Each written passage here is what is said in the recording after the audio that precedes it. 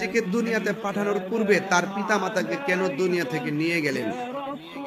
বাবার সামনে সন্তান কখনো চেয়ারে বসে না।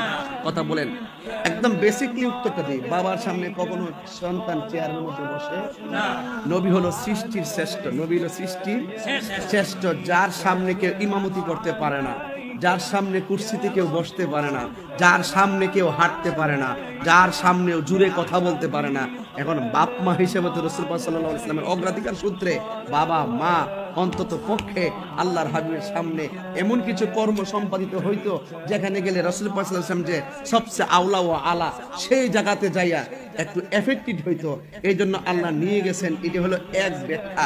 2 নম্বর, এখানে আরেকটা কথা বাকি আছে।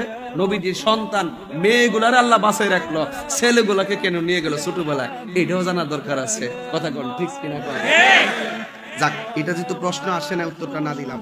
এবার আসেন।